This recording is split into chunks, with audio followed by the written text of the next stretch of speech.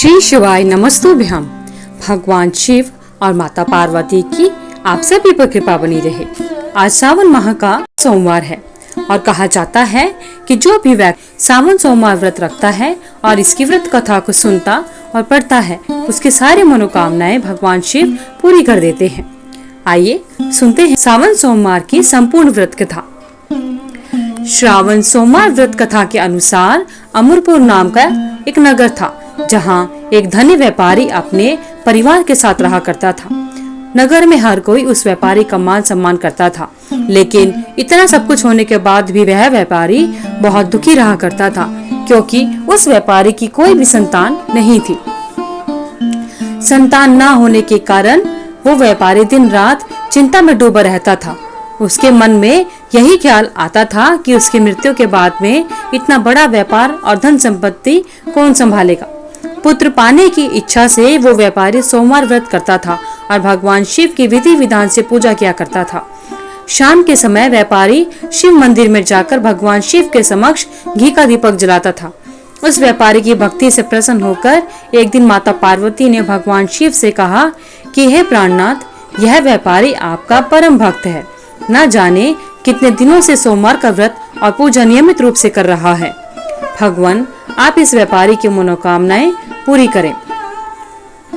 भगवान शिव ने मुस्कुराते हुए कहा, हे पार्वती, इस संसार में सबको उसके कर्म के अनुसार फल की प्राप्ति होती है।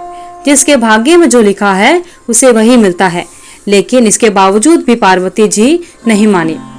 उन्होंने आग्रह करते हुए कहा कि नहीं भगवान, आपको इस व्यापारी की इच्छा जरूर पूरी करनी होगी।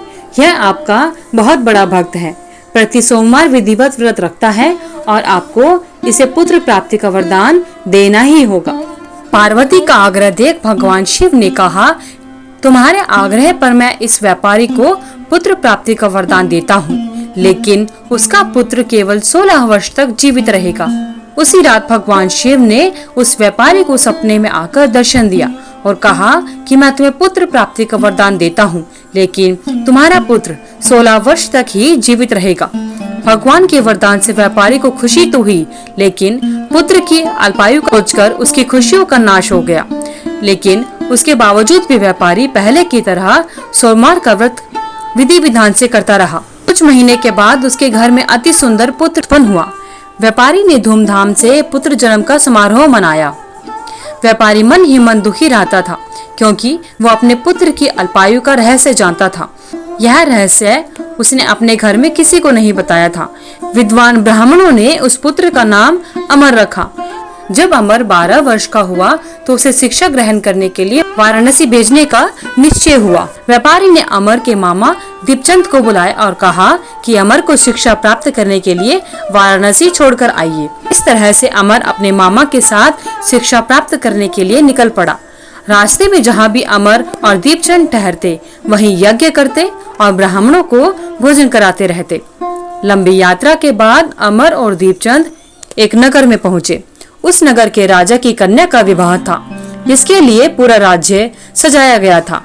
राजा की कन्या की बारात आ गई, लेकिन वर का पिता अपने बेटे के एक आंख से काने होने के कारण बहुत दुखी था। उसे भय था कि राजा को इस बात का पता चलने पर कहीं वह अपनी पुत्री का विवाह उससे करने से इनकार न कर दे। वर के पिता की नजर अमर पर पड़ी तो उसके दिमाग में एक विचार आया।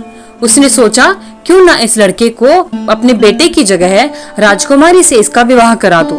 विवाह के बाद इस लड़के को धन देकर विदा कर दूंगा और राजकुमारी को नगर ले आऊंगा। वर के पिता ने इस बारे में अमर और उसके मामा दीपचंद से बात की। दीपचंद धन के लालच में वर के पिता की बात स्वीकार कर लेता है। अमर को दूल्हे के वस्त्र पहनाकर राजकुमारी चंद्रिका से उसका विवाह संपन्न करा दिया गया। राजा ने बहुत सा धन देकर राजकुमारी को विदा किया। अमर जब लौट रहा था तो उसने जाते जाते राजकुमारी की ओढ़नी पर लिख दिया कि राजकुमारी चंद्रिका, तुम्हारा विवाह मेरे साथ हुआ था। मैं वाराणसी में शिक्षा प्राप्त करने जा रहा हूँ। अब तुम्हें जिस नव युवक की पत्नी बनना पड़ेगा वह एक आंख से काना है। जब राजकुमारी ने अपनी ओढ़नी पर लिखा हुआ पढ़ा, उसने काने लड़के के साथ जाने को मना कर दिया। उधर अमर अपने मामा दीपचंद के साथ वाराणसी पहुंच गया। अमर ने गुरुकुल में पढ़ना शुरू कर दिया। जब अमर 16 वर्ष का हुआ तो उसने एक यज्ञ किया। यज्ञ की समाप्ति पर ब्राह्मणों को भोजन कराया और उन्हें अन्न और वस्त्र दान किए। रात को जब अमर अपने शयन कक्ष में सो रहा था, शयनावस्था में ही सोते हुए ही अमर के प्राण निकल गए। सुबह जब उसके मामा अमर को देखने आए तो उसे मृत देखकर रोने पीटने लगे। मामा के रोने के स्वर समीप से गुजरते हुए भगवान शिव और माता पार्वती ने भी सुने। पार्वती जी ने भगवान से कहा कि हे प्राणनाथ, मुझसे इस व्यक्ति की पीड़ा सहन नहीं हो रही, आप इस व्यक्ति के कष्ट को अवश्य दूर करें। भगवान शिव ने पार्वती से कहा कि हे पार्वती, यह तो उसी व्यापारी का पुत्र है, मैंने इसे 16 वर्ष की आयु का वरदान दिया था, इसलिए इसकी मृत्यु हो गई। इसी की मृत्यु के कारण इसका मामा विलाप कर रहा है। पार्वती जी ने फिर भी भगवान शिव से निवेदन किया कि हे प्राणनाथ, आप इस लड़के को जीवित करें, नहीं तो इसके माता पिता रो रो कर अपने प्राणों का त्याग कर देंगे। इस लड़के का पिता आपका परम भक्त है। पार्वती जी के आग्रह करने पर भगवान शिव ने उस लड़के को जीवित होने का वरदान दिया और कुछ ही देर में वह लड़का जीवित हो गया। शिक्षा समाप्त कर अमर अपने मामा के साथ अपने नगर को वापस चल दिया। दोनों चलते हुए उसी नगर में पहुंचे। अमर का विवाह राजकुमारी के साथ हुआ था। उस नगर में भी अमर ने यज्ञ का आयोजन किया। समीप से गुजरते हुए नगर के राजा ने यज्ञ का आयोजन देखा। राजा ने अमर को पहचान लिया। राजा अमर और उसके मामा को महल में ले गया और कुछ दिन उन्हें महल में रखकर बहुत सारा धन और वस्त्र देकर अपनी बेटी को अमर के साथ विदा कर दिया। दीपचंद ने नगर में पहुंचते ही एक दूत को घर भेजकर अपने आने की सूचना भेजी। बेटे अमर के जीवित वापस लौटने की बात सुनकर व्यापारी बहुत प्रसन्न हुआ। व्यापारी ने अपनी पत्नी के साथ स्वयं को कमरे में बंद कर रखा था। भूखे प्यासे रहकर वो दोनों अपने बेटे की प्रतीक्षा कर रहे थे। उन दोनों ने प्रतिज्ञा कर रखी थी कि यदि उन्हें अपने बेटे की मृत्यु का समाचार मिला तो वो दोनों भी अपने प्राण त्याग देंगे। व्यापारी और उसकी पत्नी नगर के द्वार पर पहुंचे। अपने बेटे के विवाह का समाचार सुनकर उनकी खुशी का ठिकाना न रहा। उन्होंने अपनी पुत्र वधू चंद्रिका और अपने पुत्र का शानदार स्वागत किया। उसी रात भगवान शिव ने व्यापारी के स्वप्न में आकर कहा कि हे श्रेष्ठी, मैंने तेरे सोमवार व्रत के करने और व्रत कथा सुनने से प्रसन्न होकर तेरे पुत्र को लंबी आयु का वरदान दिया है। व्यापारी बहुत प्रसन्न हुआ। अतः सोमवार व्रत करने से व्यापारी के घर में खुशियां लौट आई। शास्त्रों में लिखा है कि जो भी व्यक्ति सोमवार का विधिवत व्रत करता है और व्रत कथा को सुनता या पढ़ता है, उनकी सभी इच्छाएं पूरी हो जाती हैं। हर हर महादेव। हे भगवान शिव, हे माता पार्वती, जिस प्रकार आपने व्यापारी और उसकी पत्नी और उसके पुत्र पर अपनी कृपा बनाई, उसी प्रकार सोमवार व्रत को करने वाले और कथा को सुनने एवं पढ़ने वाले सभी पर अपनी कृपा बनाए रखना, सभी के सभी मनोरथ पूर्ण करना। धन्यवाद। भगवान शिव और माता पार्वती की आप सभी पर कृपा बनी रहे। आइए भक्तजनों, आप जानते हैं सावन सोमवार के व्रत करने का क्या महत्व होता है। सावन सोमवार भगवान शिव की पूजा के लिए समर्पित है। सावन के महीने में भक्त हर सोमवार का व्रत करते हैं और सावन का महीना सबसे शुभ महीना माना जाता है। भगवान शिव को सोमनाथ या सोमेश्वर के नाम से भी जाना जाता है। सोमवार शब्द चंद्रमा से जुड़ा है और सोम का अर्थ चंद्र होता है। भगवान शिव की कई महिला भक्त 16 सोमवार की शुरुआत पहले सावन सोमवार से करती हैं और वे इसे 16 सोमवार पूरे हो जाने तक जारी रखती हैं। पौराणिक कथाओं के अनुसार श्रावण मास के दौरान भगवान शिव अपने ससुराल आते हैं और देवी पार्वती के साथ पृथ्वीलोक पर निवास करते हैं। एक बार भगवान शिव ने प्रजापति दक्ष को वचन दिया था कि वे श्रावण मास में उनके यहाँ आएंगे और पूरे माह वहीं पर रहेंगे। इसलिए श्रावण मास के दौरान बड़ी संख्या में भक्त दक्षेश्वर महादेव मंदिर आते हैं और भगवान शिव की पूजा अर्चना करते हैं। सावन का महीना उन भक्तों के लिए शुभ माना जाता है जो अविवाहित हैं।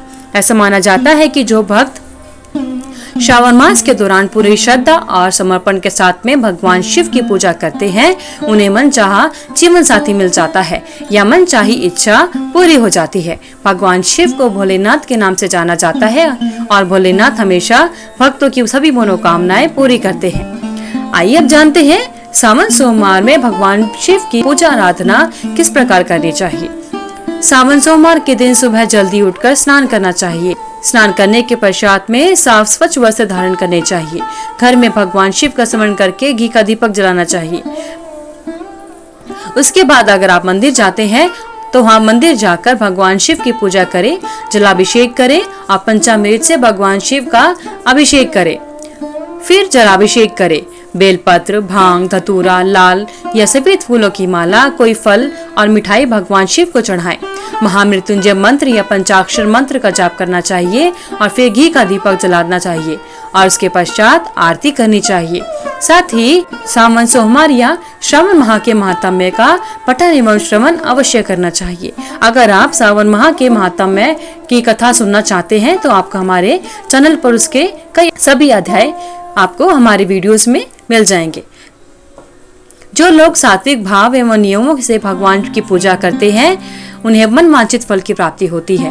इन व्रतों में सफेद वस्त्र धारण करके सफेद चंदन का तिलक लगाना ही पूजनीय है तथा सफेद वस्त्र के दान की ही सबसे बड़ी महिमा है। अपनी इच्छा के अनुसार, संकल्प के अनुसार व्रत करके अपना संकल्प उद्यापन करना चाहिए। सावन सोमवार के दिन ओम नमः शिवाय मंत्र या महामृत्युंजय मंत्र और भगवान शिव के अन्य मंत्रों का अवश्य जाप करना चाहिए। मान्यता है कि सावन के सोमवार का व्रत और पूजन करने से जीवन की सभी परेशानियां दूर हो जाती हैं।